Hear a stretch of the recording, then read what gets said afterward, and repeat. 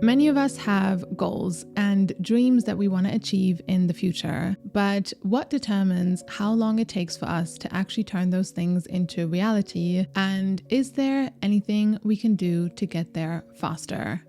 I kind of think of it like this. Imagine you are hiking up a mountain and you getting to the top represents you reaching your goals and dreams, whatever those might be.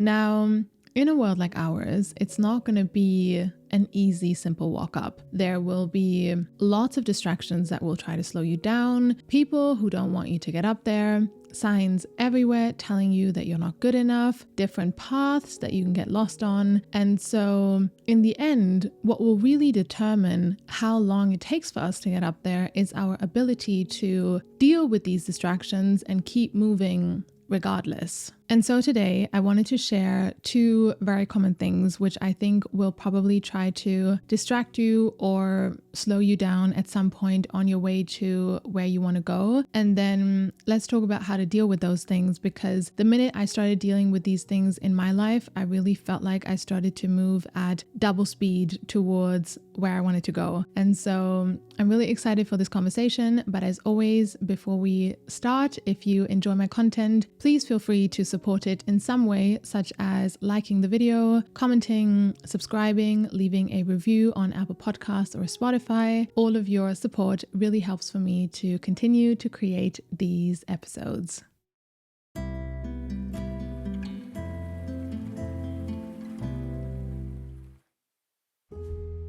Chapter 1, you cannot take anyone with you. So for me personally, one of the biggest things that I felt I had to wake up to when it comes to this was to just really see that I was moving at such a slow speed, or at least not the speed that I wanted to, because I was still trying to control who would stay by my side on this journey by not letting go of people who were not moving in the same direction that I was moving in. It's not always an easy mindset to break out of, but for me, something that really helped was to see it in this visual way that I was talking about in the beginning, this analogy. So it's basically like, really imagine you are hiking in these mountains, and until now you have been walking on this path, and that has had its ups and downs, but this has been your journey. And suddenly you get to a point where you start seeing this mountain which you were not able to see before, and you realize, actually, I don't want to continue this path that I've been on because I don't think it's going to take me towards where I want to go, because actually I want to climb up this mountain because I want to see the view from up there. That's kind of you becoming clear on your goals and where you want to go. So until now, this is a great thing, but the tricky part is this path that you were on previously, you were not doing this journey by yourself, because at some point on this path, you met other people who were going in the same direction as you. And so you connected and did parts of this journey together. And so now, as you start to get off this path and you start to walk towards your mountain, you might at some point look around and realize that some of these people who have been by your side for a long time are not coming with you. For whatever reason, they don't want to climb that same mountain that you are looking to climb. Maybe they are just simply ignoring the fact that you even left in the first place. Maybe they are shouting and calling your name and asking for you to come back. But either way, they are not coming with you. They don't want to climb that same mountain that you are looking to climb. I think initially that's a shock when you realize that and you're like, what are you guys doing? Like, why are you not coming with me? Why are we not going to this mountain together? But I've just really come to see and accept that I think this is just the way it is. Like, when you are really committed to becoming your best version and you have this mountain that you see for yourself and this mountain that you want to climb, this vision that you have, whatever that represents to you, you might get to a point where people are not interested in you anymore, even if they were by your side for a long time, because they are not interested in climbing that same mountain that you are looking to climb, and they don't want to come with you on that journey. As hard as it is to accept this, I think at that point, we really only have two options. Either you give up on this climb and you give up on your happiness and what you want for yourself, and you stay back just to make sure that you don't lose anyone, or you keep going on that climb, knowing that you might lose some people in the process, and that has to be okay. But either way, with all of these options, what we cannot do and what we should never do is try to drag people with us to come with us, even though they don't want to come with us, just because we want them to come with us. I realized how insane it is to try and control that, and using the word insane in the nicest way possible, but how insane it is to try and control that. When I thought of it like this, it's like metaphorically, almost as if we realize that some people are not coming and we can't accept that. And so then we walk back to where we came from, and then we start to try and fit one person in our backpack, put the other person on our shoulders, drag the other person by their feet, thinking that we can still manage this climb and get everyone up there with us just because we want them to come with us and we are not able to let go. And that's the funny part. Some people might actually be saying, oh, that sounds like such an amazing climb that you're doing. I would love to come with you, but I'm just too lazy and too comfortable to put in any of the work to actually get up there. And so can you carry me? And then we actually carry people. Like, it's so, metaphorically, when you think about it like this, it's so not possible. And with this, I'm not saying that this 100% means that nobody will come with you, because this can be so individual for everyone. There might very, very well be people who want to do this climb with you, but either way,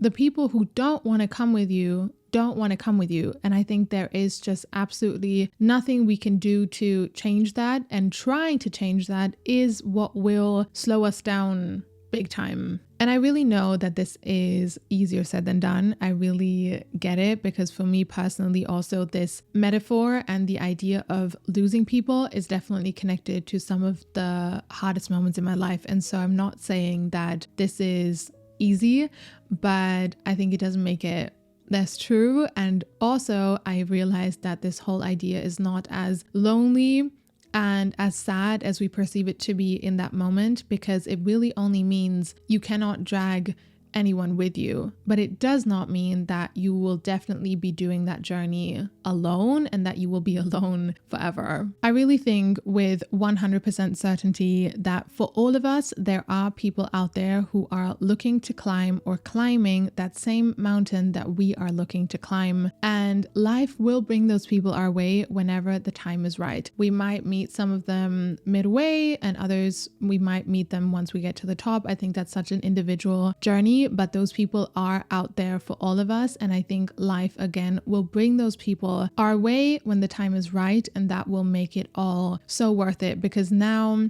these encounters are based on the fact that you have the same ideas on how you want to feel and what you want relationships to look like and what you want life to look like. And you're kind of moving in the same direction, which I think is anyways a much more exciting and fun connection to have with someone than when you are trying to drag people with you, even though they don't want to come or they don't want to do the work to come, just because you want them to come. I want to give a little bit of a disclaimer and just say that this mindset for me really doesn't come from the idea I am climbing this amazing mountain that's so amazing. And so all of you who stay back, that means you're not climbing any mountain and you're not as cool as I am because you're just staying back. That's really not what I'm trying to get at all. I think some people might very well be too lazy or too comfortable to climb any mountain and they are just staying where they are. But some people might also just need a little bit more time to realize that they want to climb their own mountain. And others might already be on their way to their own mountain, which is just as amazing and just as beautiful as our mountain.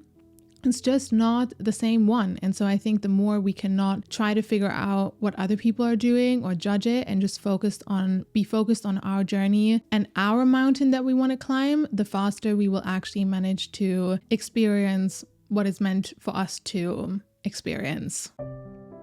Chapter 2, lack of fun, joy, and humor.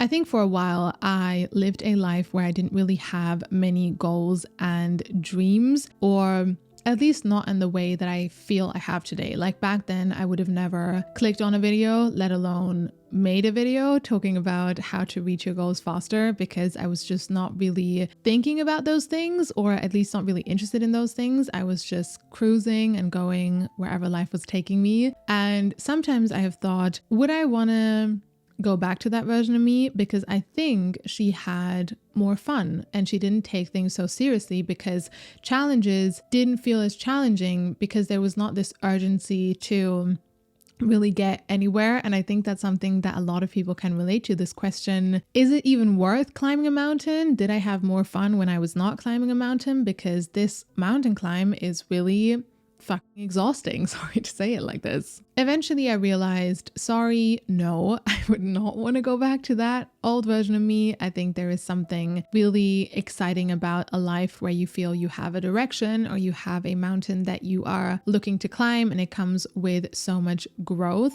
And I wouldn't go back to a life where I didn't have that. But I did realize that there was an aspect of this goal-less, in quotation, version of me that I not only wanted to bring back, I had to bring back. And that was the ability to have fun and be joyful and humor. And I realized that this was not only the reason why I didn't feel happy, it was also the reason why I was moving at such a slow speed. And let me explain what I mean by that. If you're climbing a mountain, who do you think will get to the top faster? The person who is like always serious and never has fun and never wants to talk to anyone, and eventually gets tired and exhausted and lonely from all the seriousness? Or is it the person who's having fun on the way, because fun creates energy and curiosity and creativity and motivation, and that's exactly what we need more of to be able to get through these obstacles and challenges. We need that energy and that fun and that joy.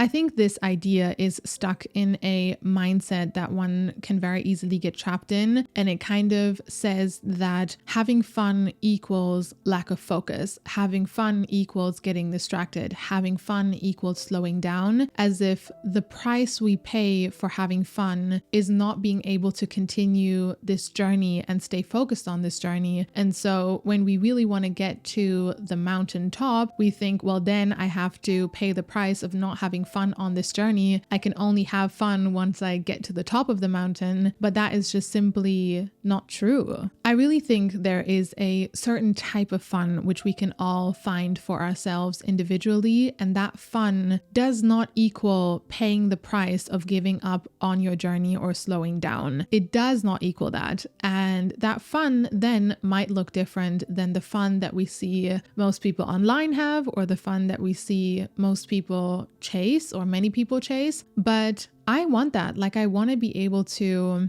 see the different viewpoints while I'm on this climb, and not only once I get to the top. I want to listen to music and dance while I'm on my climb, and I want to have conversations with people and learn about things while I'm on this climb. And I think we all deserve for that to be part of the journey. And the moments where I'm stuck in challenges and I'm not having fun, I accept those. It doesn't have to be fun all the time, but fun can be part of the journey. Fun should be part of the journey, and we all deserve for fun to be part of the journey.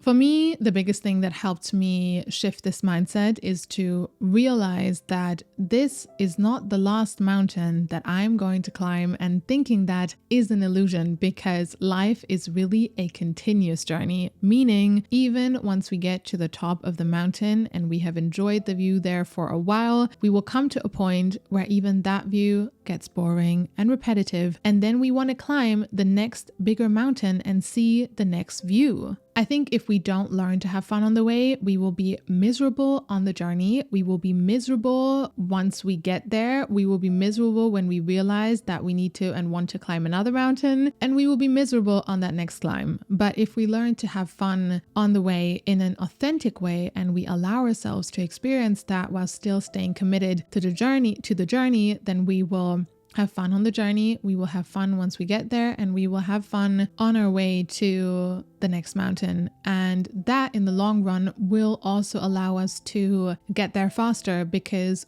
again, we need that energy and that fun and that creativity to be able to get through these obstacles and still stay excited and joyous about wanting to get up the mountain. All right, everyone, that is all I wanted to share for today. Thank you so much for tuning in, and I'm so looking forward to connecting with you in my next episode.